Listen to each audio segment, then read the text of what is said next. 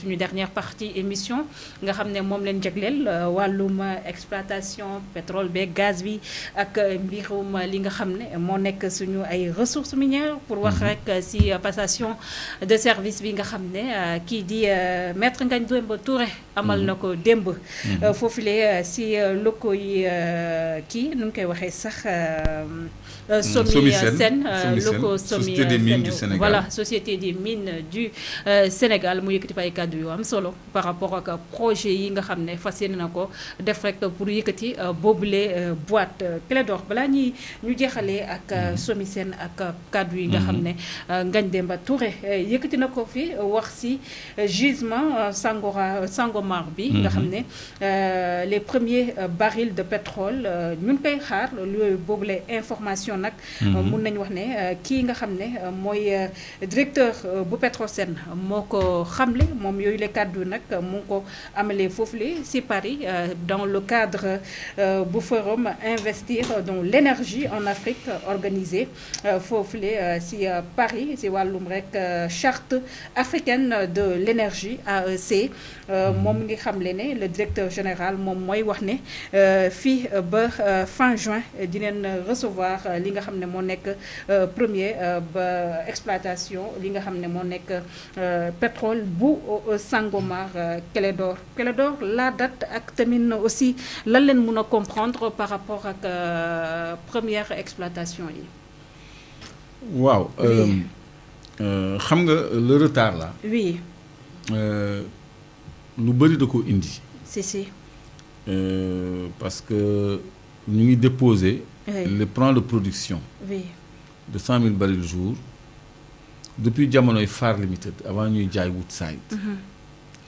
donc 2019 xam nga xaw na yàgg tuuti. yàgg na. ci le président Macky Sall approuvé woon. le plan de production. qui n'est d'ailleurs pas bon. On y reviendra. yàlla indi Covid. 19 mu indi ay retard ci réalisation projet bi. parce que dafa am benn bateau bu mag bu ñu tuddee FPSO. Floating Production Storage and Offloading Vessel. plateforme flottante de production de stockage et d'approvisionnement. donc retardam xaaw a yéexal projet bi. parce que boobu moom mooy mooy liggéey gaz bi ak pétrole bi génn blocu Sangomar. donte creuser nañu lu jiitu loolu 26 puits yoo xam ni commencé nañu seen évaluation depuis 2015. tuddee leen ay appraisal wells ay puits d'évaluation pour xool débit bi qualité bi quantité bi et cetera. 2015 donc kon normalement en 2019 te signé woon nañu FID yi ba pare. les décisions finales d'investissement final investment decision. donc dara terewul woon ñu entrer en production lu dul Covid mais loolu toujours je dis yàlla moo ko defal Sénégal parce que bu fekkoon ñu nekkoon en phase de production depuis 2019 tey kenn du fi mën a jëlee Macky Sall de. avec cette manne pétrolière là. non kenn du fi mën a jël Macky Sall. ah oui. ah oui donc xëy na sax boobaa mu jox ma 2 milliards pour ma noppi wala samay moroom parce que da koy am. parce que flow quotidien lay doon. c'est sûr. donc c'est comme ce qu'a fait Omar Bongo au Gabon. Il a intéressé toute son opposition pour affaire yi dal. donc loolu ñu ngi koy sant yàlla déjà. moo indi retard bi mais deuxième facteur bi indi retard bi mooy la stabilité politique du Sénégal. parce que en 2023 la ñu annoncé woon suñu first oil. ñoom jamono jooju contrainte logistique lañ waxoon. non contrainte logistique boobu man gëmuma ko. au niveau du navire flottant de stockage. le FPSO. parce que avant boobu di ñëw. oui am na beneen bu fi nekkoon bu tudd MODEC. waaw boobu moo doon def les tests d'évaluation. oui te ñun on produit pas beaucoup en matière de pétrole 100 000 barils jour kese la. kon MODEC boobu mënoon na ko. donc je crois que même société bi moo defal FPSO bi tamit. donc. léegi stabilité politique moo tax ñu repousser datu exploitation bi. Oui. Donc bi ñu ko repoussé. Oui. léegi ñu ne ñu 2023. la ñu am suñu first oil. début 2023 après ñu ni fin 2023 léegi fin 2023 après ñu mi 2024 parce que xamuñu ndax Macky day toog wala du toog. ñoom mënuñu négocier ak Macky Sall ba pare keneen ñëw ñu négocier waat ak moom. Ok. léegi dañuy xaar ba am une vision claire. De la situation. damay bañ wax une claire vision de la situation. doog a engagé wu parce que ñoom ñëpp dégg nañu. Opposition bi doon wax ni opposition ba woon doon wax ni bu ñu ñëwee dañuy réviser contrat yi. kon ñoom dañu bëggoon gis plus clair boo xoolee ñoom ñoo commettre ay sondage ay Woodside ay BP dañu defoon ay sondage ci présidentielle yi ba xam ni Pastef mooy gagné Ousmane Sonko mooy gagné. boobu Diomaye n'était même pas candidat. donc loolu moo tax ñu téye affaire yi. parce que xam nañ ni du Macky Sall la ñu war a waxal. donc léegi que élection yi jàll na. plateforme bi ñëw na amatuñu benn prétexte. rien ne s'oppose à ce que ñu am suñu first oil le 30 juin. yaakaar nga ni le 30 juin dinañ mën a am first oil boobu pour ne pas dire démarrer carrément l'exploitation. démarrer exploitation bi mooy premier baril. Oui. Premier baril bi. Oui. ñoom de annoncé nañ ko le 30 juin. Oui. te mën na nekk. même buy am décalage sax du génn mois de juillet. parce que ñoom waa Woodside. ñoom waxuñu le 30 juin de. ñoom mi 2024 la ñu wax. moo nekk tubaab bi. C'est le directeur de Petrosen. qui a donné une date. donc certainement am na ay éléments yu ma amul. pour mu leer ko ni moom le 30 danañu am suñu premier baril de pétrole c'est possible. dinaa la wax nag lu la xaw a jaaxal. parce que Régie je lui ai donné un élément.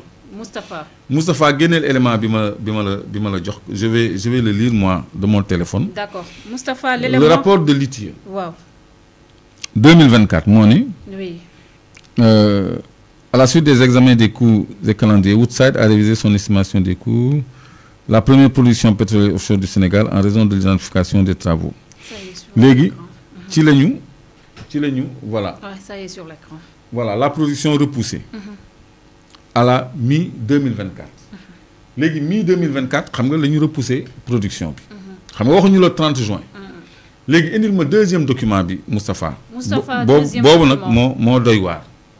Deuxième document bi ma liiral ni ko dañu ni. Écoutez-moi bien. Woodside Energy, l'entreprise australienne qui exploite le gisement pétrolier et gazier de Sangomar, a commencé la commercialisation du brut. La commercialisation du brut mooy pétrole, issu du gisement de Sangomar, a déclaré mercredi 7 juin, on est en 2023, 7 juin 2023, à Singapour, Jérémy Soh, vice-président du groupe chargé de l'exploitation. Donc Jérémy Soh, vice-président de Woodside et chargé de l'exploitation, a déclaré le 7 juin que Woodside Energy a commencé la commercialisation du brut issu du gisement de Sangomar. Xam nga lii moo tax. Qu'est-ce que ça veut dire qu'il est d'or? Mooy commencé nañoo jaay commercialisation mooy jaay. Loolu moo tax ma bëgg nga préciser. waaw léegi. Oui. Jérémy Soh indil ma Jérémy Soh def naa jox naa la ko. Moustapha Jérémy Soh na ñëw. moo nekk nii. Oui. Il est à Woodside donc léegi article bi yamul foofu de. dafa ni alors que les premiers barils de pétrole et de mètres cubes de gaz issus de ces blocs à 100 km au sud de Dakar sont attendus avant la fin de cette année. Sont attendus avant la fin de cette année. On est en 2023. Donc on n'a pas eu ça en fin 2023. Raison politique yooyu ma doon wax ñu pousse ko moo tax. Parce que l'article là date de 2023, juin 2023. Donc Woodside a commencé à commercialiser a commencé la commercialisation du brut issu du gisement de Sangomar, a déclaré mercredi 7 juin à Singapour Jérémy Soh, vice-président du groupe et chargé de l'exploitation, alors que les premiers barils de pétrole et de mètres cubes de gaz issus de ce bloc de Sangomar à 100 km de Dakar sont attendus avant la fin de cette année. Il ne s'est pas avancé sur une date précise et n'a pas dit quand le premier cargo serait disponible. Donc lii ay lënt la ak ay lëndëm yoo xam ne le grand public duñ ko xam te man su ma ko waxee les gens tombent des nues dañ koy dégg pour la première fois. rapport ITIE moo njëkk a wax parce que document bi mu njëkk a indi. boobu rapport ITIE la. bi mu njëkk a indi bi mu naan la production de pétrole est repoussée à la mi-2024. document ITIE la donc lii naka lañ koy mën a comprendre est-ce qu'il faut pas quelqu'un de Petrosen ou quelqu'un de la direction de l'énergie pour que yow journaliste nga ni ko mais lii ñu wax fii di indi deuxième document bi Moustapha que Woodside a commencé à exploiter à commercialiser plutôt et ils l'ont déclaré le 7 juin sans dire kañ la ñu commencé. Non, mais ils ne veulent pas communiquer ñaata yoon ngay essayer pour. waaw mais nag ils n'ont plus maintenant le droit. attends ñun dañu am nguur gu bees. dañu am ñu ñu dénk suñu énergie. Petrosen moo ñu représenté ci contrat yi. Le directeur de Petrosen a dit on commence le 30 juin. Mais qu'on lui demande mais Woodside a déclaré que ñoom commencé nañu commercialiser. léegi loolu naka la mën demee comment on doit le comprendre léegi ñun Sénégal on va attendre mi 2024.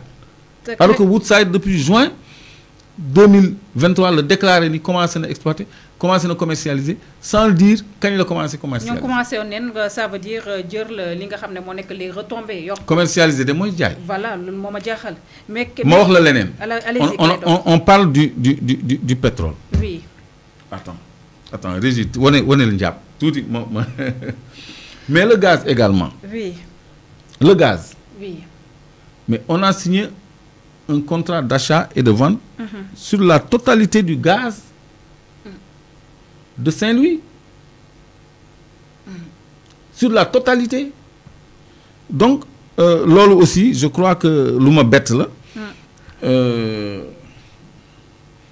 Le temps que Clédor retrouvé toutefois vous direz que li nga xam ne moo nekk retard mise en production bi tax na bu boobu les exploitation le coût du projet initialement nga xam ne dañ ko prévoir woon rek si lu toll si 4,6 milliards de dollars à peu près fu mu toll nii on est à 5,2 milliards de dollars donc 4,8 millions d'euros Clédor mu nekk vraiment des manques à gagner pour le Sénégal. ñii nga xam ne moo nekk Woodside Energy ñoom ñu ngi am 82% en partenariat avec Petrosen bi nga xam ne ñoom 18% rek leen am ci premier gisement pétrolier boobu offshore du Sénégal nga xam ne ñoo devrait assurer une production de 100 000 barils de pétrole par jour Clédor selon les prévisions de Dakar Clédor. Waaw retard de production bi. Oui. C'est vrai que c'est un manque à gagner c'est pas un manque à gagner parce que xam nga pétrole. L'essentiel mooy nga commencer produire rek parce que production quotidienne la. C'est un robinet qui ouvre chaque jour. 100 000 barils par jour. Chaque jour. 100 000 barils chaque jour dañu am koppar. Chaque jour. xam nga phosphate par an la. Oui. Le Sénégal a produit tant de tonnes de phosphate par an. Oui. A produit tant de tonnes d'or l'année. Oui. Tant de tonnes d'arachide l'année. Oui. Etc. Oui. Hydrocarbures rek mooy production quotidienne parce que c'est un flux qu'on n'arrête plus c'est un robinet qui ne se ferme plus. 100 000 barils par jour Clédor. C'est peu en pétrole. Ah oui. Ah oui. Ah oui. Donc loolu je crois que mën nañu jëriñ ñun parce que bëriwul mais ñun dañuy importer Bonny Light benn pétrole qualité Nigéria pour alimenter SAR. Donc li ñu daan importer Nigéria pour alimenter SAR mën na jóge fii encore que pour man du SAR la war a dem parce que SAR c'est une bombe en pleine agglomération qu'on veut surcharger de 5 millions de tonnes supplémentaires yu jóge blocu Sangomar pour ñu traiter ko parce que nee nañu les besoins du Mali c'est 2 millions de tonnes et les besoins du Sénégal c'est 4 millions de tonnes donc ma daaneel ma chuté ba pare allez-y Clédor. donc ñoom dañu bëgg augmenter encore capacité SAR pour jox Mali 2 millions de tonnes l'année et ñun ñu jël 4 millions de tonnes l'année mais man je crois que dans les départements de Fatick Foundiougne d'où provient de la ressource la ñu war a def une seconde raffinerie nga xam ni camion malien yi dootuñu agsi Dakar pour approvisionner wu dañu yem Kaolack nga xam ne ce sera un hub région je veux dire pas ville Fatick Foundiougne je crois que c'est la région de Kaolack day nekk un hub de stockage et de distribution pour les camions maliens nga xam ni foofu la ñuy approvisionner dem mu impacter économiquement cette région-là, donc d'où provient la ressource. Donc loolu je crois que moo gën donc suñu 100 millions yi lu mu tuuti mën na alimenter suñu besoin en matière de raffinage au niveau de la SAR et d'une unité à créer. Moo tax gouverner c'est pas que des terres des BRT xam nga dañu war a ñun on s'apprête à exercer notre première gouvernance pétrolière. On n'a pas investi sur des infrastructures pétrolières et parapétrolières, comme raffinerie, comme un terminal méthanier pour le gaz. Yooyu defar tali baax na mais booy waaj a am pétrole ak gaz aussi defar infrastructure yi lay permettre nga exploiter nga utiliser nga créer valeur ajoutée nga transformer produits yooyu parce que le pétrole se transforme. Parce que y a des complexes pétrochimiques yoo xam ne da nga ciy créer polypropylène benn matière première composite boo xam ne mooy base tout ce qui est synthétique plastique etc. Les mélamines les polystyrènes les PVC et tout ça les bâches les caoutchoucs les éponges les mousses les bakélite yooyu yëpp ci pétrochimie les boutons de nos chemises yooyu yëpp ci lañ koy defee nos bics et tout les coques d'ordinateur de télévision et tout donc yooyu dañ ci waroon a waajal suñu bopp avant ñuy agsi fii plutôt que yóbbu ko SAR parce que SAR lenn rek la mën a defar les carburants parce que c'est une raffinerie dafay raffiner du transformer day extraire les gaz les éthers les gaz y a le propane il y a le butane les essences le gasoil le fuel les huiles les graisses le goudron le butyle yooyu la mën mais am na beneen transformation boo xam ne pétrochimie la boo xam ne dañ ci waroon waajal suñu bopp. donc loolu mooy li may wax ci côté pétrole mais ci côté gaz bi. xam nga nee naa la Woodside ci pétrole bi. commencé na commercialiser d'après Jérémy Sox. son chargé de production bu yàgg. mais gaz bi également. le 11 juin et le 11 février plutôt 2020. le Matar Cissé ak Mohamed Abdel Fattah ministre mauritanien bi ngay gis ni à l'écran ils sont là signé un protocole un contrat d'achat et de vente sur la totalité je dis bien sur la totalité du gaz de Saint-Louis. Qu'est-ce que ça veut dire qui est de 14 millions et demi de mètres cubes par jour mu ngi nii ñu signé Matar Cissé ak Mohamed Abdel Fattah ministre mauritanien des hydrocarbures ñoo ko signé le 11 février 2020. loo bëgg wax foofu internet yi li ma wax dafa leer. oui. gaz bi jaay nañ ko ba pare. Matar Cissé moo signé SPA bi ñoom SPA la ñuy wax Sale and Purchase Agreement mooy contrat de vente et d'achat sur la totalité de la production de GTA qui s'élève à 2 millions et demi de tonnes ou 14 millions et demi de mètres cubes jour. Kan lañ ko jaay une filiale de BP maanaam BP lañ ko jaay par sa filiale qui s'appelle BPGM BP Gaz Marketing. kon information pour les Sénégalais et pour notre régime bu bees bi nañu xool SPA boobu les termes de ce contrat de vente et d'achat. Direction de l'énergie na génnee contrat bi tegal ko Birame Souleye Diop mu xool c'est pendant combien d'années à combien on a vendu le mètre cube ñaata la ci Sénégal di am ñaata la ci Mauritanie di am ñun ñëpp ñu xam ko ñu transmettre ko Assemblée nationale pour que nul n'en ignore. Mais quel est le projet pourquoi ils ont vendu? Ah, il faut demander ça. Matar Cissé a dit, oui. Un élément bobu régie. Matar Cissé a dit que le gaz, il ne peut pas se stocker. Et comme il ne peut pas se stocker, on le vend d'avance. Alors que nous avons créé un terminal méthanier pour la liquéfaction et la regazéification et le stockage même du gaz.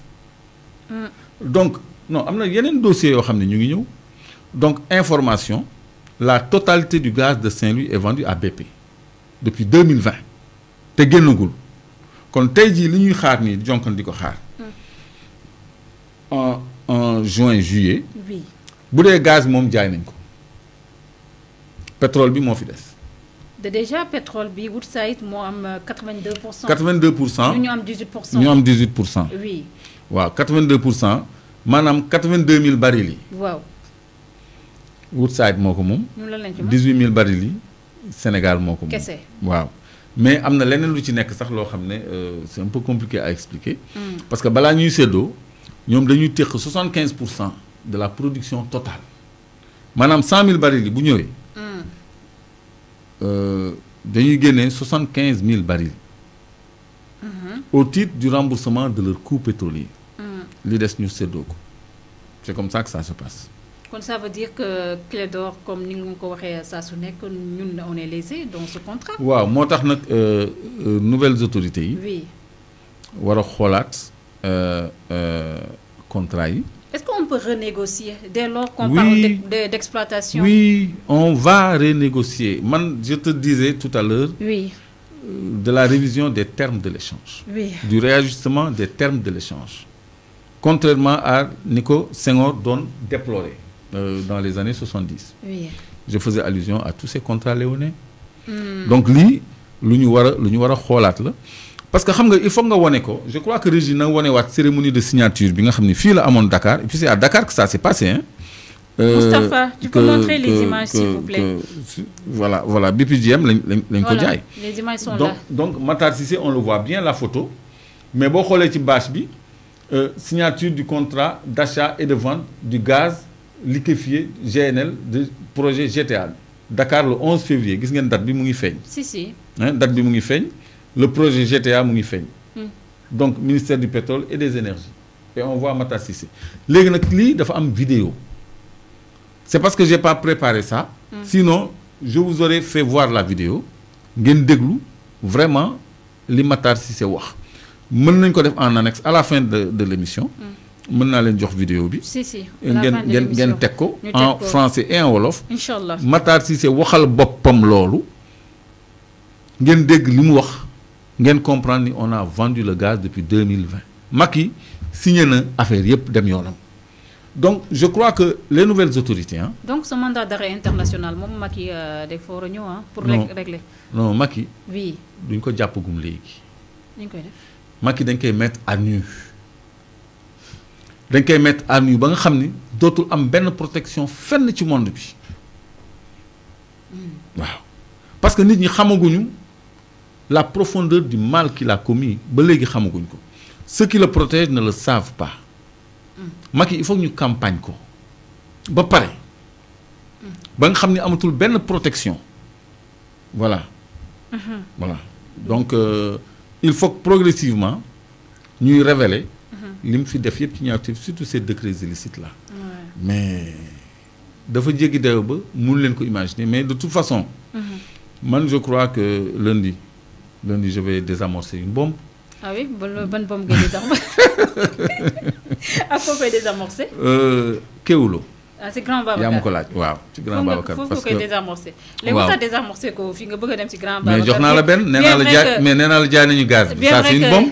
Bien vrai que Babacar sama grand la. Mais c'est une information exclusive. Waaw. Que de soutenir. Oui. Que le gaz qu'on attend là. C'est vrai. On va être producteur. C'est vendu. Macky moo ko signé Matar Cissé ngi nii. Gis ngeen Matar Cissé. Si on l'a vu. 2020 gis ngeen ministre mauritanien. Oui. Mohamed Ould Abdel Fattah. Oui. Mais pourquoi la presse, l'opinion ne s'intéresse pourtant waxoon naa ko en son temps. bañ ko signé ci laa ko wax Walfadjri. Mais après c'est passé comme ça. Et puis nit ñi duñ la gëm. Les gens ne croient pas ce que tu dis.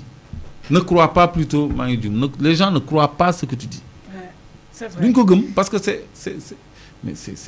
incroyable. C'est incroyable, vraiment. SPA les signé SPA sur la totalité de la production. Comme man mako wax Petrosen ñu ngi fi le ministre Birame Souleye il peut vérifier. Il n'a qu'à appeler le directeur des hydrocarbures. Monsieur le ministre, demande qu'il te soit communiqué le registre des hydrocarbures dans lequel tout est consigné, toutes les transactions en matière de pétrole et de gaz, tous les contrats, tous les avenants, tous les tests, tous les accords commerciaux, toutes les évaluations d'impenses. Nous avons le registre des hydrocarbures. Directeur des hydrocarbures, il mu jox la ko. man registre boobu rek laa bëgg a tiim. donc Clédor léegi pour faire vraiment simple permettre Sénégalais yi ñu comprendre. kon léegi mun nañ ne ñun amatuñu gaz pétrole la ñu am. non gaz bi. oui am nañu gaz. mais li ñu jaay kay ça veut dire. non li ñu jaay mooy bloc GTA li ñu bokk ak Mauritanie. loolu jaay nañ ko. mais Kayar. oui Kayar am nañu fa lu neex. donc lu ñu bokk ak Mauritanie moom jaay nañ ko. attends déglu leen. oui allez-y Clédor. li ñu bokk ak Mauritanie. oui d'abord foofu dañ fa violer code pétrolier parce que neewoon naa 5% lañ fa am te code pétrolier 10% la am. amul 5%. mais loolu sax waroon toll ci 725 millions de barils par jour. de mètres cubes plutôt par jour. jaay nañ ko BP. léegi blocu Kayar bi réserve 1 milliard 400 millions de barils la. 1 milliard 400 millions de mètres cubes plutôt man damay jum parce qu'on est dans le gaz. Gaz c'est mètre cube. am na baril liquide mais ñun mètre cube la ñuy wax. am na norme mètre cube tamit mais ñun mètre cube rek la ñuy wax pour faire simple. donc 1 milliard 400 mille barils yooyu nekk Kayar nga xam ne dafa am ñaari gisement ñaari puits plutôt Yaakaar ak Teranga. kooku ñun kese ñun ñoo ko moom. te exploité guñ ko. ok boobu BP da cee génn. pourquoi. parce que Sénégal dafa am benn projet bu tudd gas to power ak beneen bu tudd gas to industrie maanaam ñu soppi gaz bi courant pour ménage bi. beneen bi ñu soppi gaz bi ci courant haute et moyenne tension pour industrie yi. industrie yi nga xam ne dañuy soxla courant bu bëri. donc bi ñu ko defee. mais tubaab yi foogoon nag ni gaz bi dañ koy exporter. yóbbu Europe. léegi BPGM li mu signé fële GTA. loolu la bëggoon signé ci blocu Kayar bi. ok waaw foofu moom Macky merci beaucoup parce que dafa bañ. Macky dafa bañ loolu. pourquoi. ben parce que y a un projet. oui. pour donner du gaz. à Sénélec. et donner du gaz à nos industries. foofu moom taxawee na fa taxawaay. foofu moom sans faute. alors léegi. BP bi mu génnee. Petrosen am 35%. 35. oui. Sénégal foofu 35 lañ fa am. 35%. waaw Cosmos xam nga ñaata la fa am. ñaata. 33. foofu ñoo leen ëppale. waaw mais kon Sénégal waroon na am 35 plus beneen 32. ana 32 yooyu. 32 yooyu nag. oui dañ ko saam à part.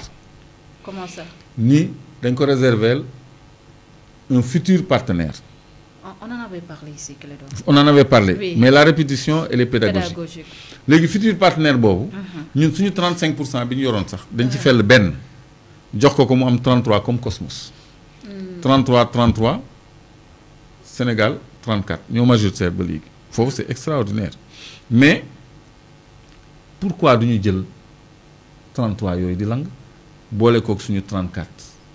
et le coût muy 67. mais le coût. le coût. oui. état day am toujours les moyens parce que Cosmos dafa war a fay ay taxes. donc mën nañu ni li nga war a fay ay taxes pendant 5 ans c'est tant de milliards.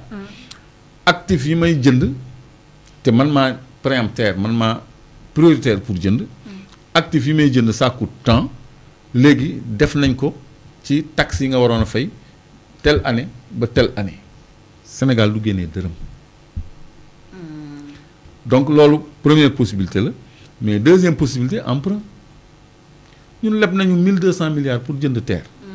war nañu mën a leb pour jënd actif kooku c'est une dette structurante parce que day yokk suñu actif day tax ñu am 67% de notre gaz. bu boobaa léegi nag on peut avoir une position géostratégique parce que BP. gaz boobu la bëggoon téye pour briser le monopole russe sur le gaz européen. ok. Macky bi mu fiy jógee dafa amoon ay problèmes politiques. France xaw ko lâché donc oui. Europe. oui. on a dit qu'il s'était rapproché de Poutine wala mosoo dégg loolu. non. bon je t'informe qu'il s'était rapproché de Poutine Macky avant muy dem au détriment de la France parce que dafa mere woon français yi. je te l'apprends. parce que moom amoon na contentieux préalable ak Russie. léegi nag mais le futur partenaire là c'est pas défini kan la. loolu mën nga gis ñu sàmm benn sàmm rek ni pour futur partenaire. sans définir kan la. en tout cas. non. En tout cas, les nouvelles autorités tiennent l'occasion d'avoir 67% de ce bloc de Kayar et de mettre sur pied le projet Gas to Power. Tout à fait. Et de nationaliser le réseau gazier du Sénégal. On dit souvent que Sénégal dañuy wax pétrole mais gaz lañu gën a ëpp. Non, on est un pays gazier. Gaz, 14 millions et demi sur le bloc de GTA seulement. Oui. Ça, c'est en phase 1. Oui. En phase 2, ça va être 60 millions de mètres cubes par jour. Ou 10 millions de tonnes par an. 60 millions de mètres cubes par jour, nous atteindre en phase 2. Et Clédor, si nous démarrons l'exploitation, on parle de 100 000 barils de pétrole par jour, de nous permettre au gouvernement et la population, nous pouvons vraiment souffler sur le plan économique. Que les Sénégalais nous disent, pour ne pas dire c'est pour le pouvoir d'achat. Mais bien sûr, nous souffler sur le plan économique. Oui.